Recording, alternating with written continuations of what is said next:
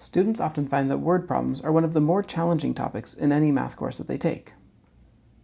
If we can learn a general process with which we could use to approach any word problem, it'll make that general process a little bit more comfortable. As a general rule, we should read through the problem not once or twice, but sometimes 3 times or more before we actually begin working on the problem.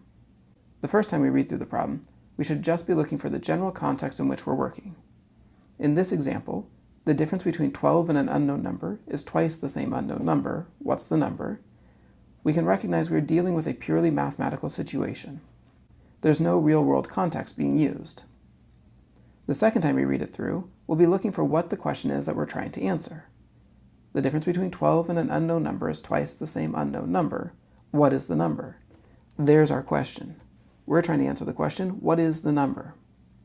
The third time we read through the problem, we'll then try to start to recognize relationships between the information that's given. Again, reading it, the difference between 12 and an unknown number. I recognize that difference means subtraction. I recognize the unknown number is the answer to the question. So again, we read it, the difference between 12 and an unknown number is usually means equals. So the difference between 12 and an unknown number is twice the same unknown number. Again, unknown number is telling us that's the answer to the question, and twice means 2 times.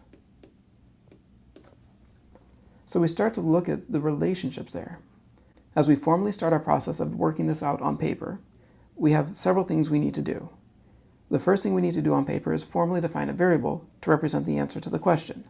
The question is, what is the unknown number? So we will define, let x represent the unknown number.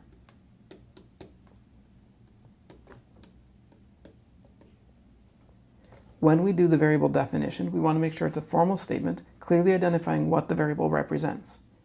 If the variable is measuring a value that has a unit, like dollars or inches, we would want to include that unit in this definition.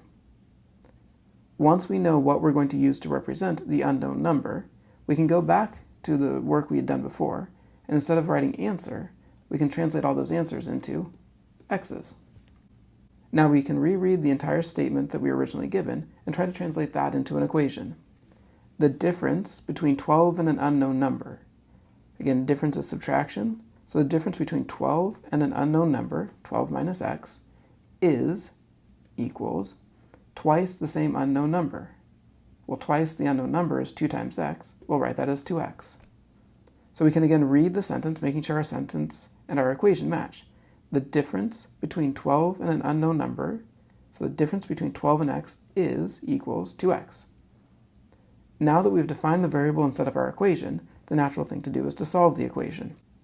Typically, once students have the equation set up, they're good to finish the problem. So the equation we need to solve, 12 minus x equals 2x. I'm going to begin by thinking through the usual process. Both sides are simplified as much as possible. We now need to isolate the variable term. Since the right side only has variables on it, I'll bring the variables over to the right side. On the left side, we have 12 minus x, so to cancel out the fact that I'm subtracting x, I will add x to both sides of the equation. Simplifying each side of the equation, on the left, 12 minus x plus x is 12, 2x plus x is 3x. To finish solving this equation, 12 equals 3x, we need to eliminate the coefficient on the x. Since it is currently 3x, we'll divide both sides of the equation by 3. Again, simplifying, 12 divided by 3 is 4, and 3x divided by 3 is x. Unlike a standard equation that we've just solved, where we'd finish off with the sentence, the solution set is 4, we want to recognize the context we are now in is asking a question.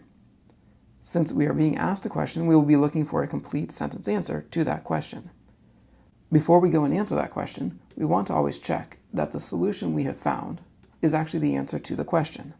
The trick is to substitute this answer of 4 back into the original wording of the question, not necessarily the equation that we came up with. If I'm to go back to the original statement and say, what is the difference between 12 and 4? And is that actually equal to twice 4? Well, the difference between 12 and 4 is 8, and twice 4 is also 8. So this verifies that 4 is the answer to the question. We want to make sure we finish off answering the question. What is the number? So my statement will be something to the effect, the number is 4.